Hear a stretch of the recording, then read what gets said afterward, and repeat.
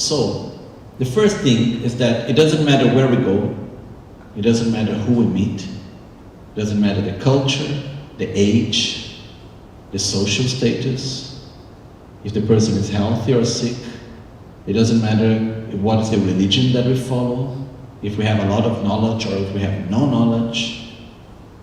I met many people with not much knowledge but a lot of wisdom also, you know. We have all types of people. It doesn't matter where we go, who we meet, everyone has something which is very, very similar, which makes all of us equal.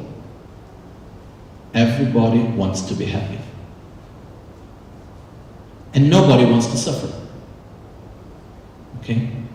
It's quite clear, right?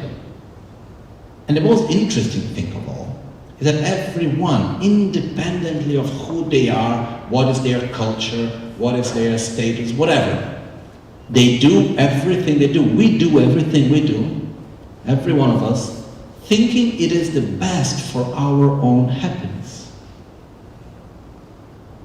But very often we are guided by our own ignorance, in the sense that we do something thinking it's the best for our happiness, but after, when we go a little bit further on our path, we look back and say, oh, it was not really the best.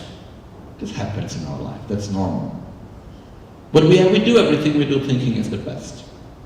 So, the main thought which I come is, okay, if what we want is to be happy, each one of us is trying to be happy in one way or another, you know, I think there is a question that needs to come before.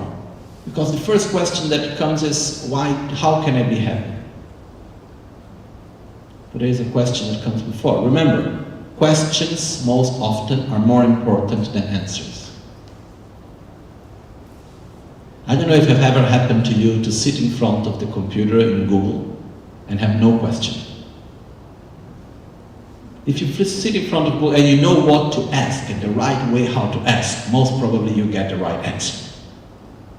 If you don't know what to ask or how to ask, most probably you will not get the answer.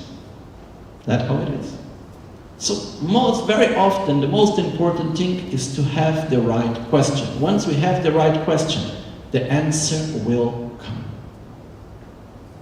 So when I was studying, which I missed a lot at that time, so enjoy. Sometimes we think it's boring, whatever, but when we start having all the responsibilities of life and so on else, then we miss the time when we could just study. The system of study in which I was, it was based on dialectics. We used to have like maximum 2 hours of classes a day.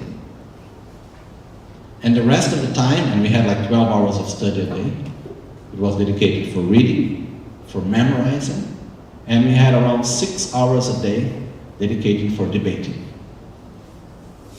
So debating was basically dialectics, and that's how we learned, by confronting each other. The teacher would come and would explain something to us. It looked very clear. Then he would say, how come this is like this because that is like that?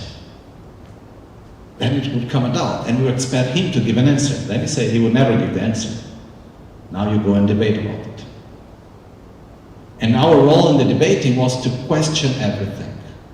It didn't matter what we learned, we needed to find all the other different points of view which were around that. So if I ask, is it white? You need to prove to me that it's not white. If I ask you one thing, if I tell you something, you need to prove me the other way around. And like this, and vice versa. So with this, I learned that very often the most difficult thing is not to give the answer, is to find the right question.